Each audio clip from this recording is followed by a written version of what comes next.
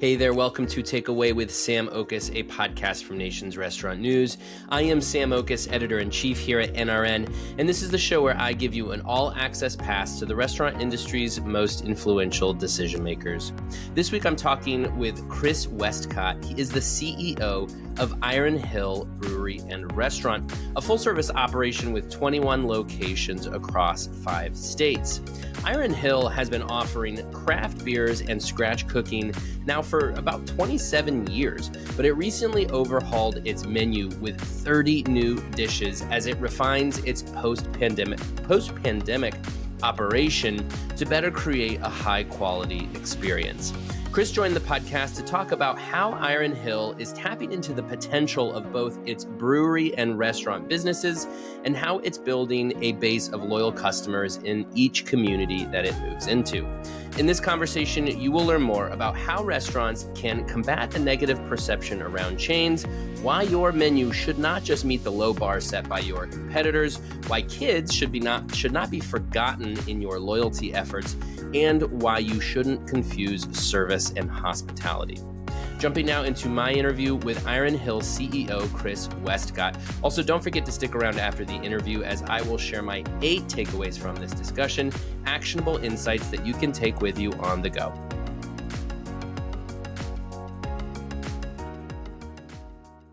All right, I'm here with Chris Westcott, the CEO of Iron Hill. Chris, thanks for joining me today. I appreciate it.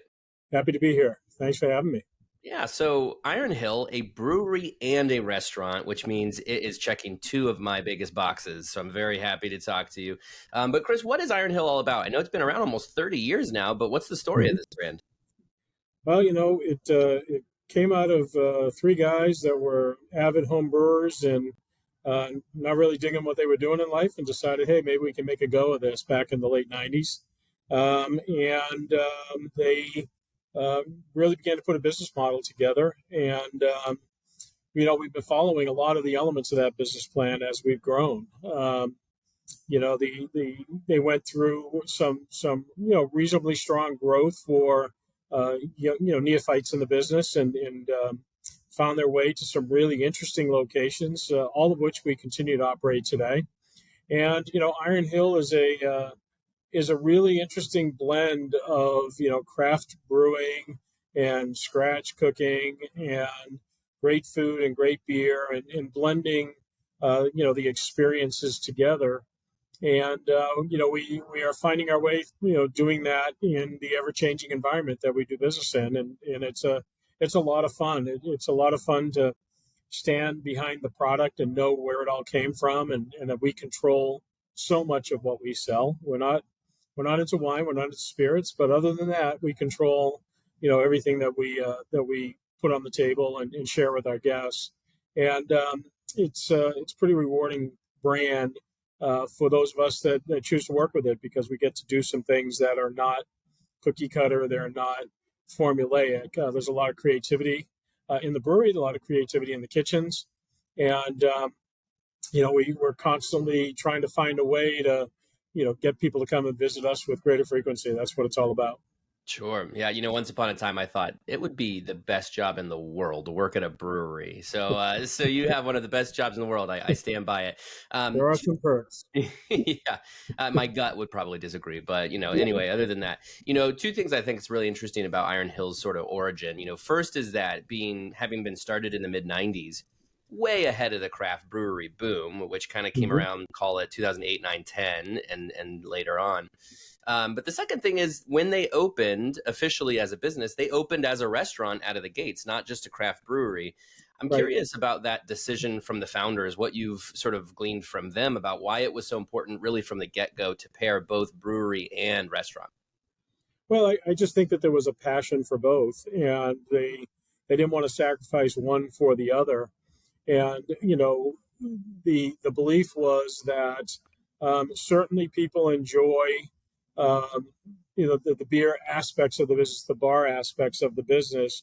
But some of the most successful bars going back 50 years have always been ones that pair food and drink. And being in locations where we can be meaningful to the community, be the center of town, be a gathering place, that's not new. That goes back 200 years. That's a an age old. And so I think they just believed that they had a supreme confidence that they were going to be able to produce great beer. They had been doing it as home brewers, and they had a crowd of people that were always interested in what they were doing. So they believed that they were going to be able to grow on the beer side. But selling beer alone is not enough to develop a business and to develop the type of volume necessary to support some of these locations. And this is where some people are finding challenges today with the cost of um, everything, labor, real estate. It's difficult to make it just on the sales of beer alone. So I think it was really, with good foresight that they made that decision.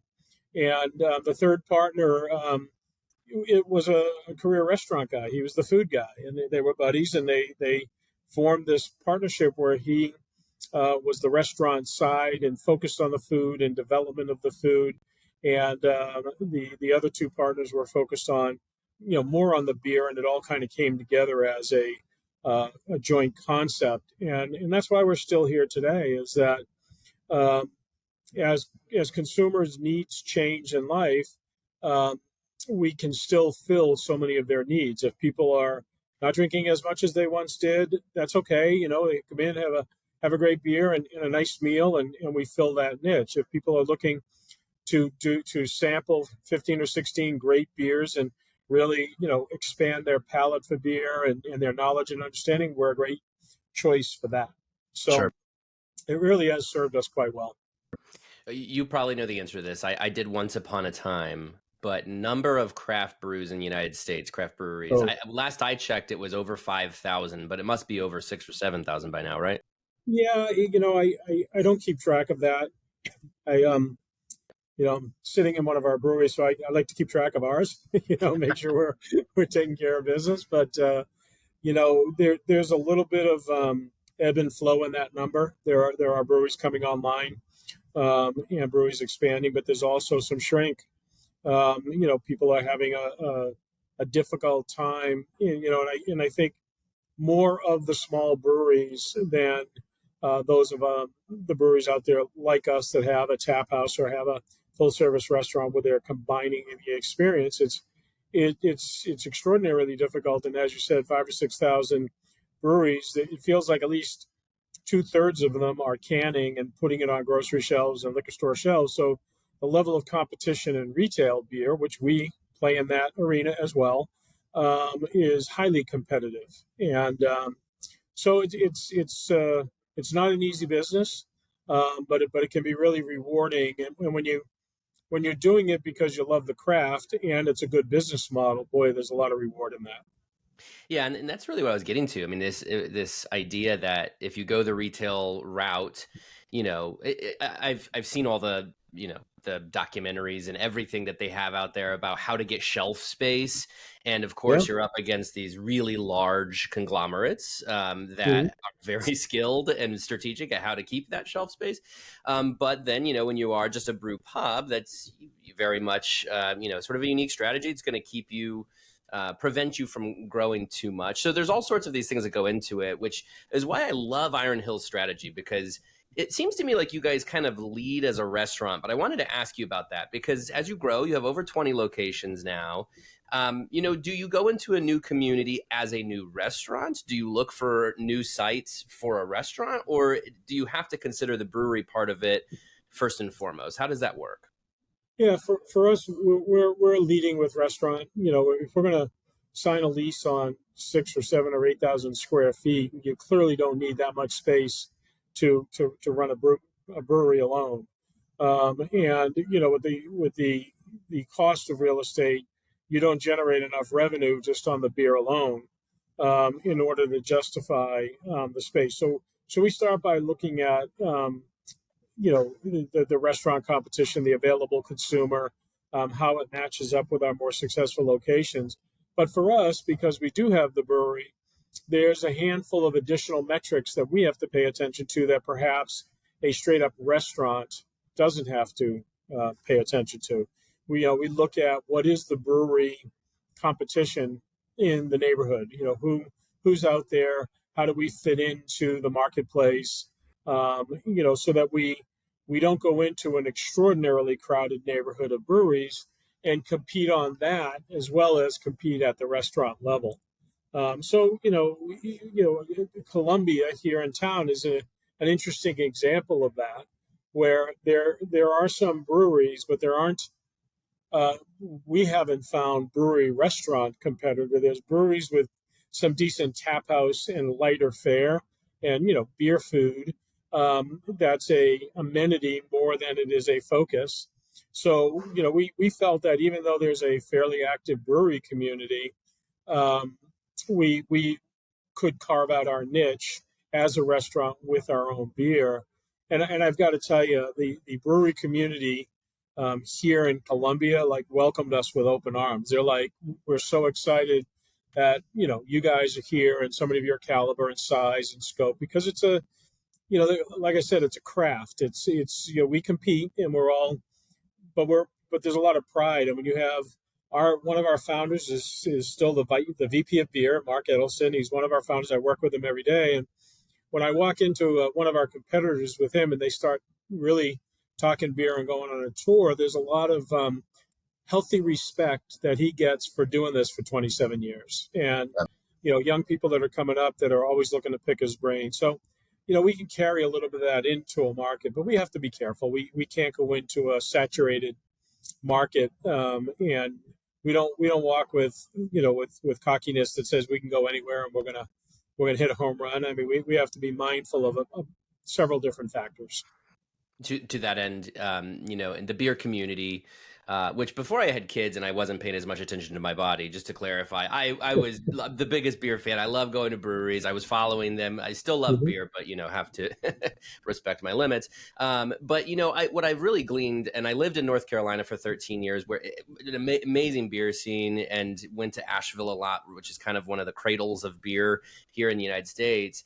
And I just really loved the collegiality of beer. The community was very collaborative. You were seeing a lot of these collaborative beer products that were coming out. And so that's why I'm curious. Iron Hill is, for lack of a better word, a chain. You guys have some scale. And you mentioned that kind of coming into a new community and having that respect. Do you have to work on that, or do you have to work on being a part of that community at all? Because you see some of these craft breweries that get scooped up by InBev, and it's just like, boom, right off the bat, people are like not happy about it. And so I'm just curious how you kind of walk that line of being a bigger company, but also, maintaining those sort of community roots. Yeah, we are extraordinarily committed to the communities that we go into. So we are looking for partnerships. We have a program called Give 20, where we partner with civic organizations and fundraisers. Like on a Tuesday night, they invite all of their supporters into the restaurant, and we give 20% of the checks from that group back to the charity. So we're constantly trying to find those partnerships during opening cycles. We partner with the business community, with the hospitals. So we hire locally. We don't bring in a group from Pennsylvania and plug them into Columbia, South Carolina, and say you're here for 2 years. We bring people in from the community, and we support the community. Unfortunately, when you get to 20 restaurants and you're over 6 states, and you're at the size and scope that we are, there are some people that like to put that scarlet letter on your forehead and say, "Oh, you're a chain. I don't do chains." And I think that when I'm successful and saying, "Well, come by, let me buy you dinner, let me buy you a beer," a lot of what we get in return is, "Oh, I never knew," or I never would have known that that's what you do. And I think that's a supreme compliment. I think they try our beer and they hear us talk about beer with passion, and we're proud to let them sample every beer that we're running on tap that day and talk about how they came about. And then, same thing with the food is that we're proud of our food program. We're proud of our commitment to hospitality. We have something we call home hospitality, and we embrace, and I think the organization is I think a word that comes to mind for me is that we're thankful for the support that we get from the consumer. So we want to show it off. We want everybody to give us a shot, and if we're not right for them, that's okay. But give us a shot before you just decide that because we're from somewhere else or we have a lot of locations that we may not be right for you and your community. And we that seems to work really well for us in that people, you know, after 6 to 12 months, you don't hear that 5-letter word that you use that makes me cringe, and we of course we're a group of restaurants, we're a chain, we're all named the same, we have the same menu, but we don't have the same beer and we don't have the same personalities. We have a corporate personality, but we certainly have a location personality, and that's driven by the operators. So talking about two personalities, you of course have a beer personality too, a restaurant personality. Yeah. As CEO, I imagine you must be having to have that duality always top of mind because you have to innovate with the food, which we'll get into here in a Hmm. little bit, but you have to constantly innovate with beer. I mean, beer, especially thinking about all the importance of seasonal beers and, Hmm. coming up with some new stuff, especially with all that competition. How do you really respect that duality and make sure you have a foot in innovation with beer and a foot in innovation with food? Yeah, it's a lot of fun actually, because we're a highly collaborative group, and everybody that sits at every table that I'm at is encouraged to tell me what they think and throw ideas on the table. So the idea for the next marketing idea, the next promotion, the next beer, the next style. Last year, I started to get nervous around dry January, sometime in October, and we introduced hop water, which is a hop flavored water that we produce, but we didn't can it, bottle it. We do it on draft, Hmm. and nobody that we know about is actually doing a fresh tap product. And then we mix it with other ingredients. We have a hopito, which is a mojito. So our non-alcohol beverage line is based in a product that is made with hops, so it has a beer-esque, you know, feel to it and Hmm. flavor profile. That came out of us just trying to determine what's the best way for us to compete, because January of 2022 was, or excuse me, 2023 was a question mark, because we had 2 years of COVID Januaries, right? So Right. no, I didn't know what January. I didn't know how strong, dry January was, because we were slow for 2 Januaries leading into it, right? So we do that with a lot of different things. We do that on the menu. We do that in the beer department, and we have some fabulous brewers that have been around for an awfully long time, that um, their whole lives revolve around beer. So they're talking about it and learning about it, and they have a peer group, and that's how we stay current, and we bring unique and different ideas to the table, and try to always have a couple of things on that people are kind of going, "Huh, that's pretty surprising." Sure. That's a little bit edgier, or a little bit less tried and true, and we're trying to poke the edges a little bit. Yeah. As I mentioned, we're going to get into talking about this recent menu overhaul you guys did. But before I do, I want to talk about you because you have the interesting career of you were a chef and now you are Hmm. a CEO, which outside of those chefs who are their own CEOs, you just don't see that a lot. And so I thought that was really interesting. Tell me about your trajectory, how you started as a chef and then how you found your way into this position. Yeah, I love to talk about it. It's kind of something that I've enjoyed. I made a decision as a teenager, after working in restaurants summers and earning a few bucks here and there. There was an element of fascination I have with the industry, and I made a decision to go to culinary school. I went to the CIA in upstate New York, the Culinary Institute of America, and uh, the first classmate that I met in registration line became my wife, and we're still at it 45 years later. Wow, Um, congrats. and it just satisfied my need for creativity, curiosity. But as I grew my career in the industry, I realized that I felt that I had more to offer. I had more things that I wanted to accomplish. I wanted to be an entrepreneur. I wanted to be a business person, and you could only go so far. 20 and 30 years ago, from the kitchen. There was a ceiling. Um, so I began to branch out, and um, use the management skills that I developed in the kitchen to other things, and learn about the business side of the business. And at some point, I had to make a decision: was I going to wear a suit or was I going to wear a chef coat? And I just decided there was a better trajectory for me as an individual, to pursue what I'm doing now. So what I think it does for me, the benefit that it provides for me, is that the team that I work with, they don't kind of give me the rolled eyes that, that's just the CEO talking. What does he know? It's all about the numbers, blah, blah, blah. There's a credibility factor. And I think with Mark and the beer, there's credibility when he talks to the brewers. Now, Mark's not in the brewery every day anymore. He's administering a massive beer program. But his voice is very loud in the ears of everybody. And I feel that with my culinary background and my involvement with food, that level of credibility exists as well. So it makes me a valuable voice at the table as opposed to a voice at the table.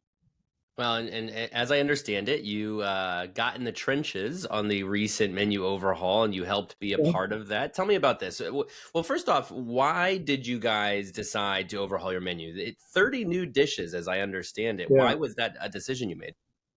Well, the menu was presented prior to the pandemic, was presented as a really more upscale book. It had several pages that had a little bit of the story of the company. It was a little hefty, and it evoked a more formal dining experience.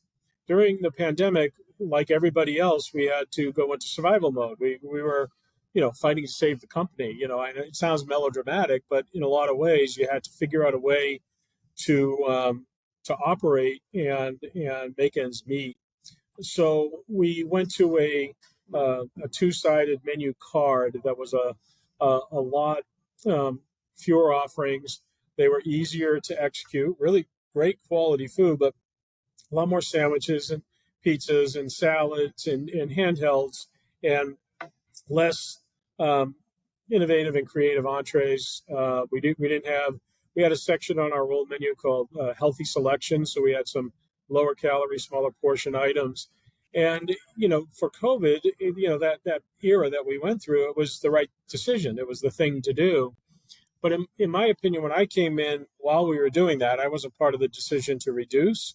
But when I came in, I felt like what we had done is we had made ourselves, we had kind of come down to the competition. So there were a lot of restaurants that we came down to. And I feel that our white space, our where we belong, is make them strive to come up to us, because there's a lot of organizations that can't or won't or choose not to.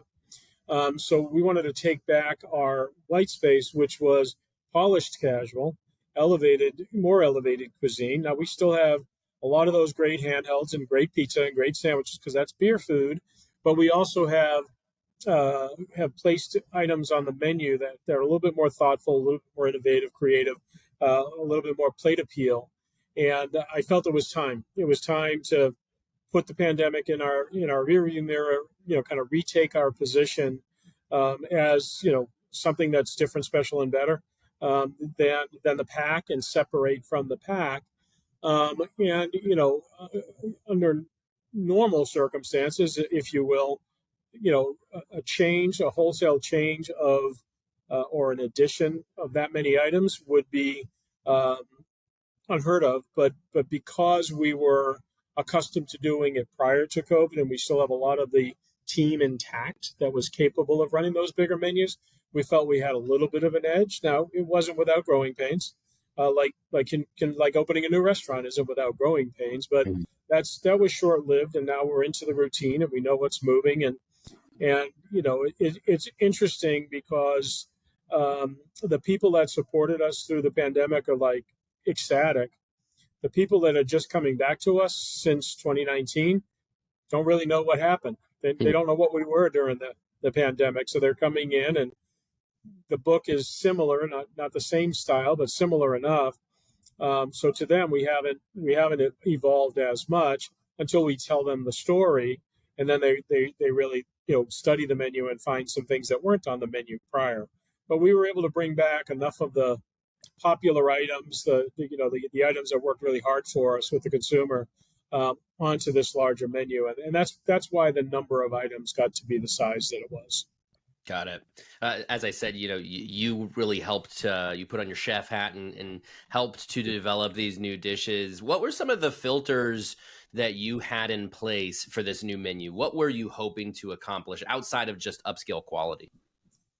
Yeah, and it wasn't necessarily upscale quality; it was upscale selections because I felt like the quality of the items that we were doing, even though they were more casual, were of high quality. Um, but we wanted to maintain our quality. Um, we wanted to broaden the menu. So I felt like we had sea scallops and we had fish and chips and we had salmon. So we added a few shrimp items in the appetizer section or in the healthy selection section.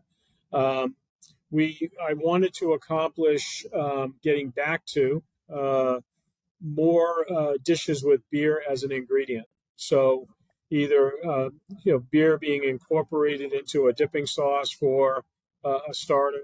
One of the things that I brought to the menu was a beer brined pork chop. So we're doing a maple and stout brine, 24-hour brine, and then serving it with a tart cherry chutney. Doing extremely well, and people are enjoying it. But we wanted to reincorporate beer as an ingredient, we designate those dishes on the menu with a little pint of beer next to it in the column to call out. We wanted to accomplish expanding the range of healthy selections, lighter fare, so that people didn't feel overwhelmed by portion. They could potentially make the decision to come in more frequently, because it was a little bit more approachable. So I think those were the priorities. We've always had a fantastic kids menu. The kids menu has grilled salmon and grilled chicken, and of course it has burgers and grilled cheese and chicken fingers. But we have the parents give us a lot of credit for a healthy balance.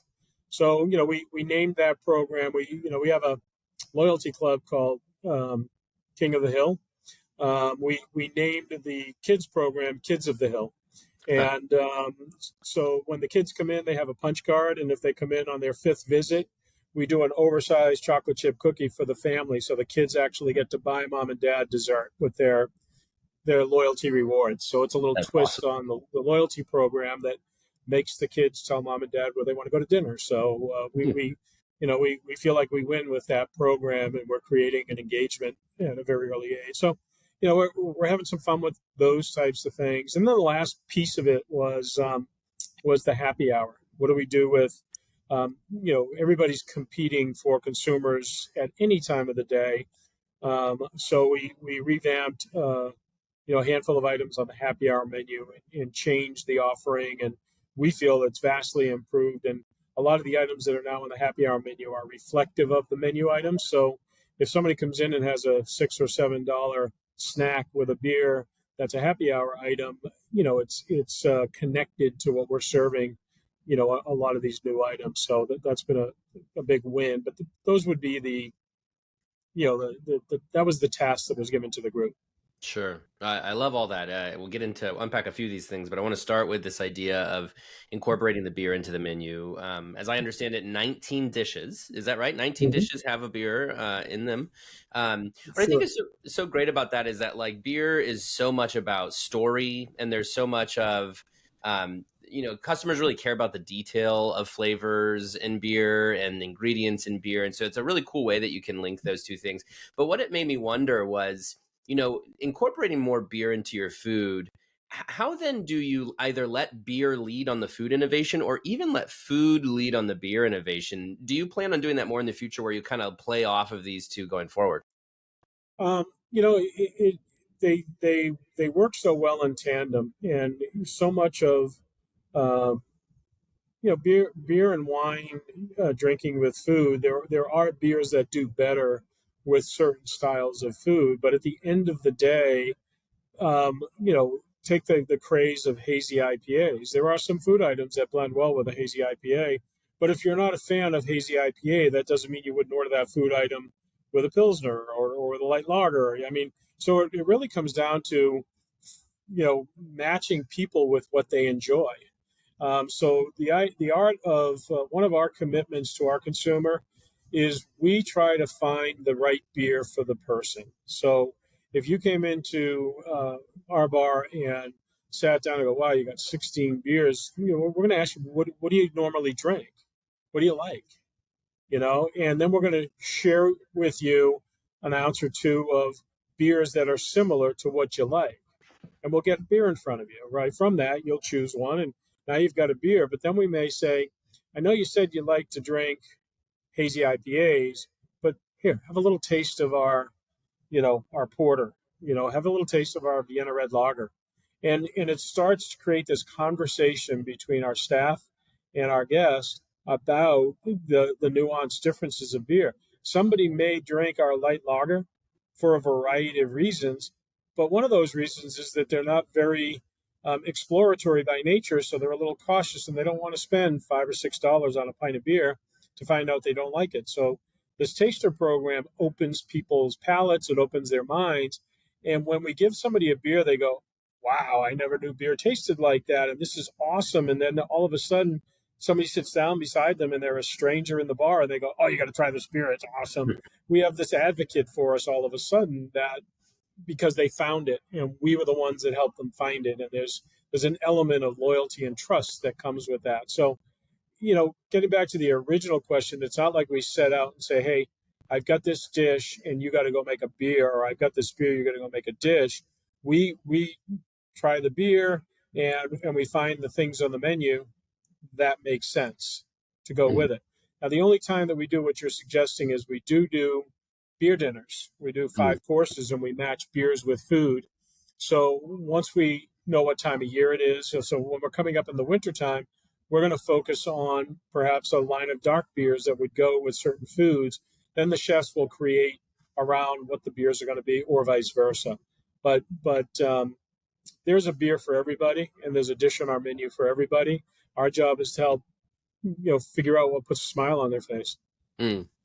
All of that really points to such an experience, which again, I know is very important for the brewery world, but obviously increasingly so for restaurants too, just creating this great experience. And speaking of that, I want to go back to this concept of loyalty, because obviously loyalty programs so critical to the food service industry today. And, digital loyalty programs growing in popularity, helping you do more than just create loyalty, really helping you understand your customer a lot better.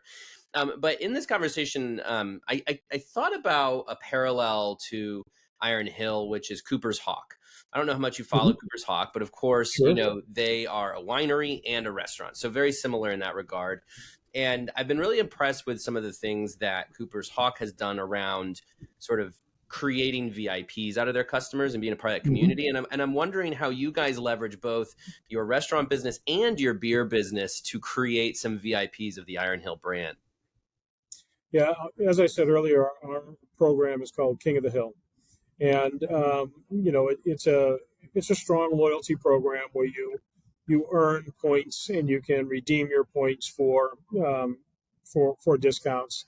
But more importantly, there's elements to that membership that we do treat the King of the Hill members with a high level of VIP treatment.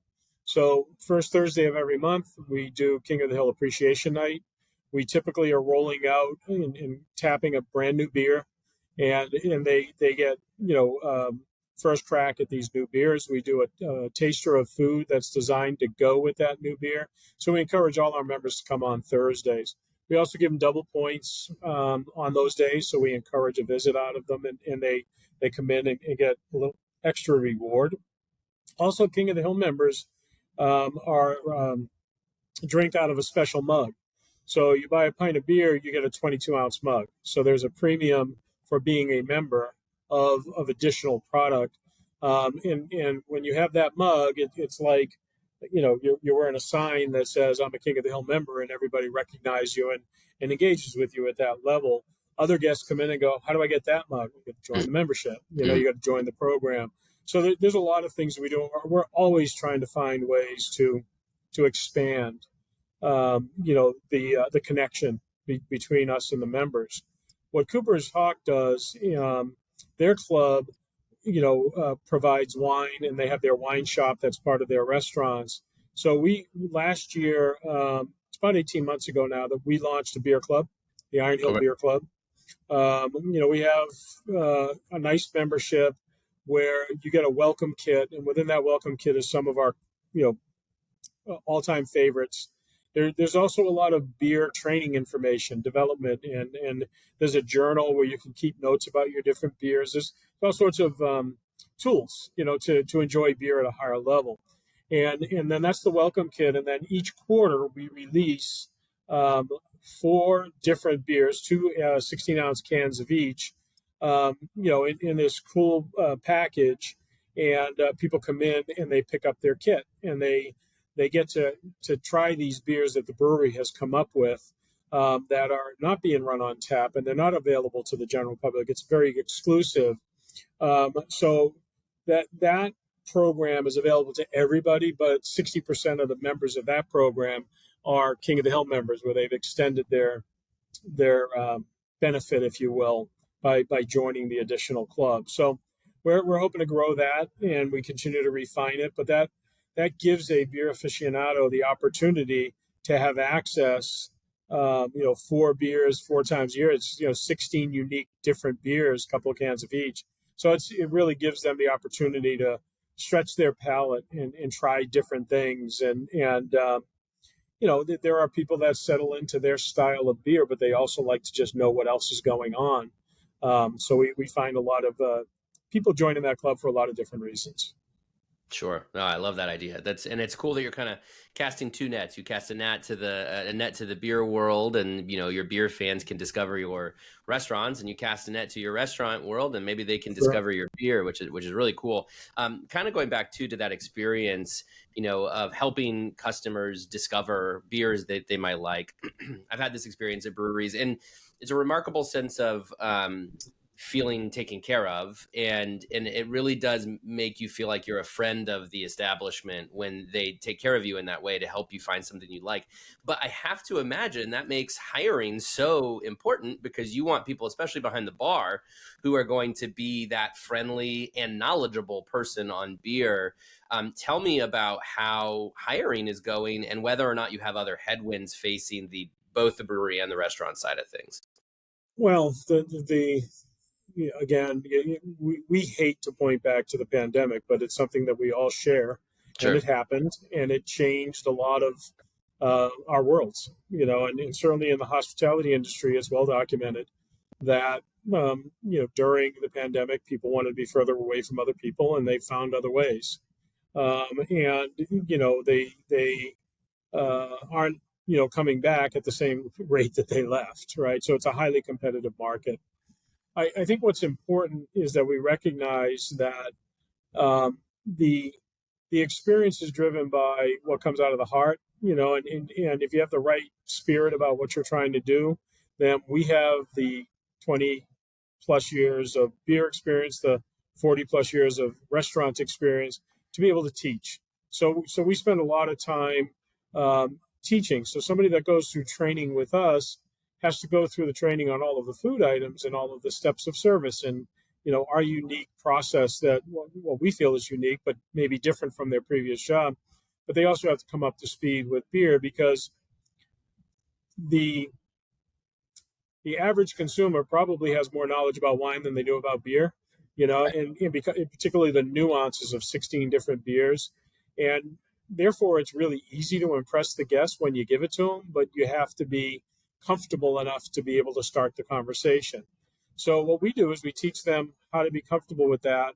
And then eventually we are always going to have the quote unquote experts amongst the staff that are just that much more advanced. We have our brewers that are in the restaurants. I mean, today we're not active in the brewery because I needed the space, but typically there would be activity in here. The brewers here, they're working on other things, receiving and shipping and all of those types of things. But we have a brewer here, so if somebody comes in and really wants to get into it, we can't lose a server for 10 minutes to one table talking about all of the beers, because they have other tables to tend to. So management gets involved, the bartender may get involved, but the goal is for there to be a high level of education that happens between us and the consumer for the people that want it, and some people, they don't want to be learned. They know what they like. They want a great beer. They'll have another one. So they want great service, but they don't necessarily want an education at the same time. But I think even more important than service and education is that they want to be in a high hospitality environment. They want to be with friendly people. And I think the world has kind of confused service and hospitality. Mm-hmm. I mean, you can get efficiency, and that's good service, but if you're getting efficiency without any engagement, it can fall a little bit flat. So we try to focus on all three elements, education, making sure that we're timely and we're providing the service that warrants the prices that we choose to charge, as well as, warmth and hospitality and making people feel appreciated. Because right now, everybody that walks through our door could go to 5 other places. Right. And the fact that they choose us is an honor. So we're honored to have them. Yeah. Oh, it's a great point about service and hospitality. Just the people confusing those two, and the labor issues of the past couple of years really emphasizing that point. Hopefully, I trust we'll come out of this season with learning a thing or two about hospitality, but we'll certainly see. So on that front, moving into the growth of Iron Hill, what does that look like? It seems like it's been sort of slow and steady, right? 27 years and 20 locations. Not exactly aiming for. I'd imagine you're not aiming for 500 of these things. So strategic growth, but what do you hope that this brand could ultimately accomplish? Well, I think that there's a lot going on with respect to the risk factors and where the industry is and where we are and how we fit. We never set out to be hundreds of these because there's an expertise in the brewery as well as an expertise in the kitchen that's necessary. So at some point, finding that level of talent, and certainly we've learned our lessons about being further and further away from Pennsylvania or Delaware. I mean, I'm in here in Columbia, South Carolina, and it's a little bit more difficult to supervise and oversee and make sure that people are, following the procedures and doing the right thing. So we slowed down. We slowed down on deal making during COVID, but we opened 4 locations during COVID. So we had commitments that we were in the ground building, and we had to get them open, which was extraordinarily difficult. But we not knowing what the outcome and the length of the pandemic and what the world was going to look like, nobody was making deals, and we weren't looking at that point. Even developers were just like pausing their projects. So as we are exiting that, our strategy is to 1 to 2 full service restaurants per year. We opened this year. We opened here in Columbia. Next year, we have a project that'll come out in the first half of the year. Not really sure what the calendar will give us, and the supply chain we haven't talked about, but everything is taking significantly longer to get. Sure. So sometimes these projects are dictated by the supply chain and when we can get equipment. But first half of next year, we'll open another Pennsylvania location. Love to find something that I can open by the end of next year, but it's getting late for that. It takes a little bit more time in development. So 1 to 2 restaurants per year of the 7,000 square foot full service with brewery style is kind of what we're focusing on. And mentioning that, then I have to imagine maybe you're thinking of some other prototypes, other models. If you took a page from restaurants playbook and say, well, Jack in the Box is going to do a digital only location here, a drive-through only location there. Seems like you guys could do bar only here, restaurant only there. Is that on top of your mind? Restaurant only, we made a strategic decision that the beer is too important and we would lose credibility with our base consumer if we didn't have the brewery. Mm-hmm. So at this moment, the current wisdom, that it's always able to be changed. We have dabbled. Our home office during COVID, we built a production brewery, which is significantly larger than a restaurant brewery because one gift that COVID gave us was it advanced our efforts towards canning in the retail market. So we built a large production facility with a canning line, but attached to that is our home office, as well as a tap house, which is a fast casual model with counter service and a full bar and the beer. And there was thoughts during the pandemic that that would be a growth vehicle where we wouldn't brew, but we would have this, fast casual style model where it would have comfortability. So it wouldn't be, reminiscent of a lot of the fast casuals that are all doing very well, but something a little bit hybrided. And, it really came down to, with the resources that we have and the successes that we've had building full service, I felt like the distraction of building an off brand and the resources that I would need to bring into the organization to invest in an off brand, a secondary brand, was too much risk, not knowing what the world was going to look like, making these decisions a year ago, year and a half ago. Mm-hmm. So we've put that on the shelf. We still operate the tap house. It's a little bit different. Still committed to quality. Runs 25 beers instead of the 16 in the stores, and it does a good business, but it's not being considered at this time as a growth vehicle. Gotcha. Well, nice to have some arrows in the quiver, so to speak, for whenever you We'll might need see. them. Yeah. We'll see. Well, Chris Westcott, the CEO of Iron Hill, I really appreciate your time today. Thanks so much for joining me and telling me your story. Thank you. Thanks for having me.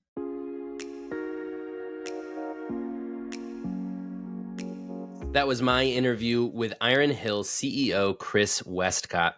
So what should you learn from this interview? Here are my 8 takeaways.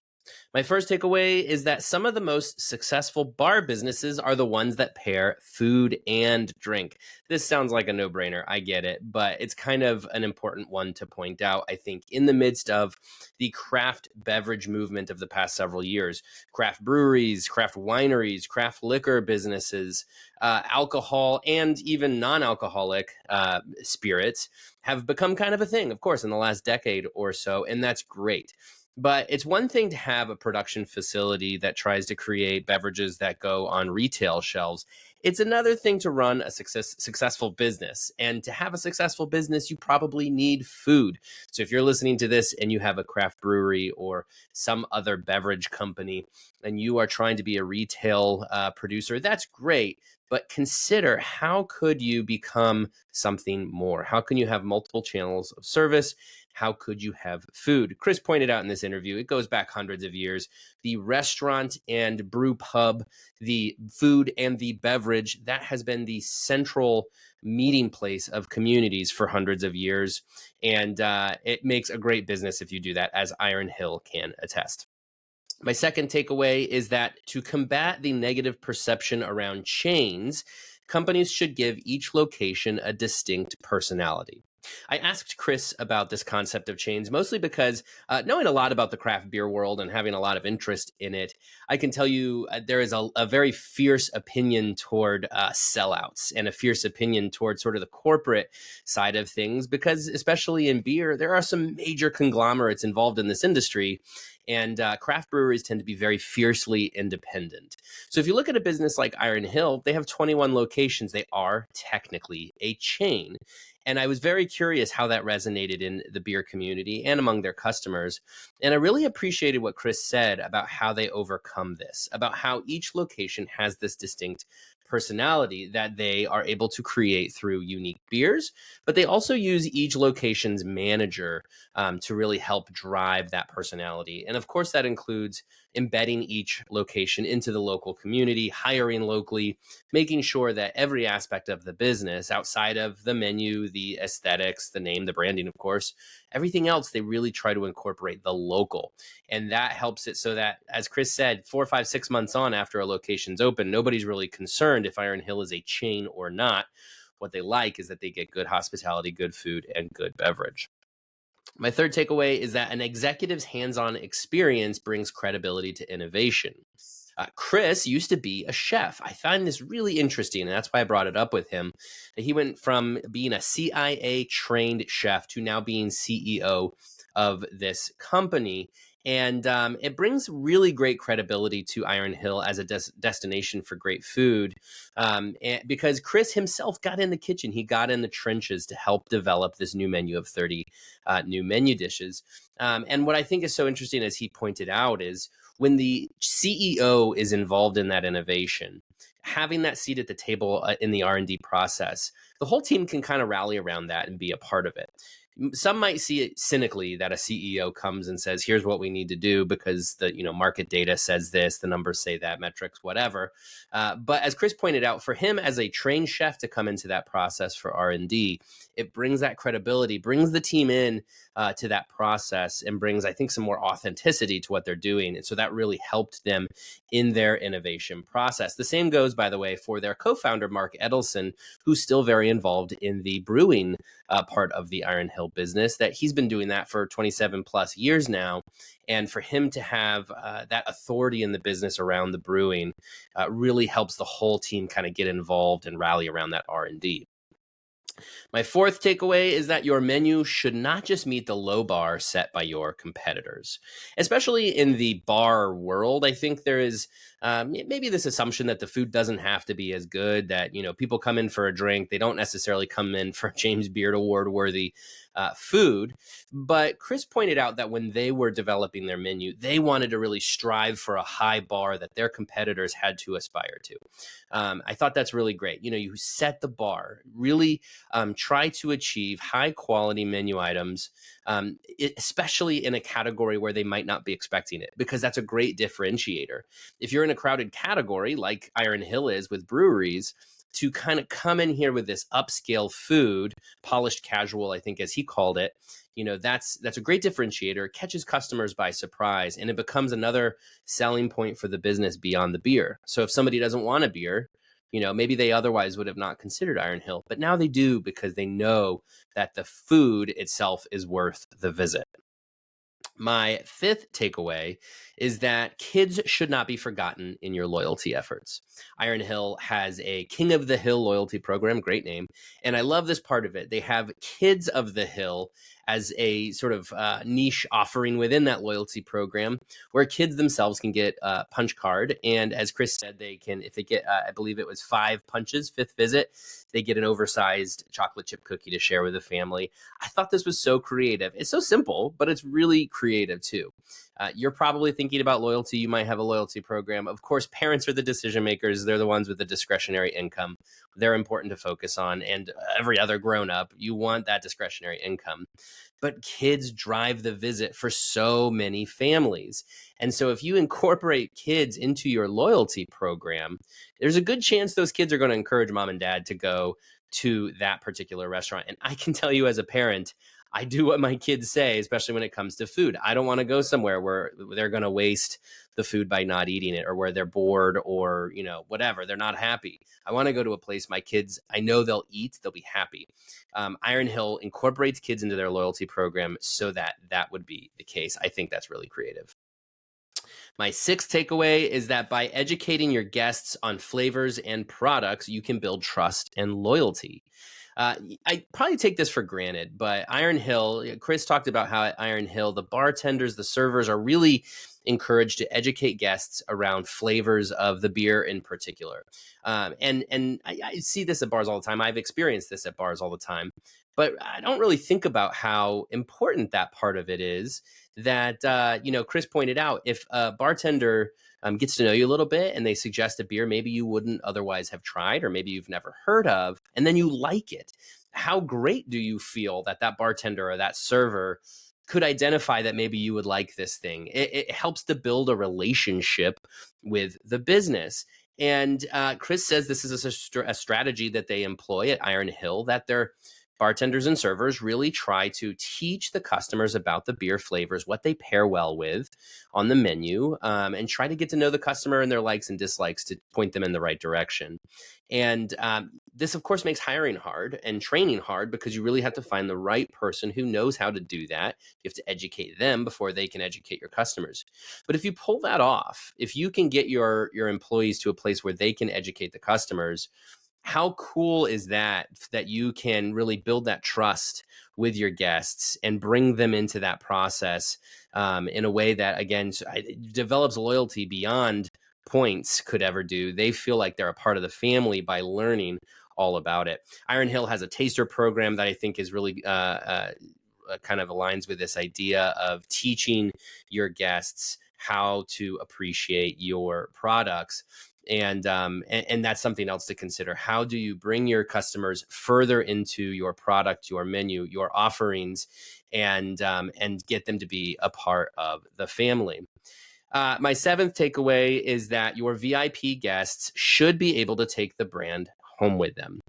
So loyalty programs, of course, being popular today, you of course want to have that. You want to have your app or whatever it is that is going to track points and loyalty for your customers.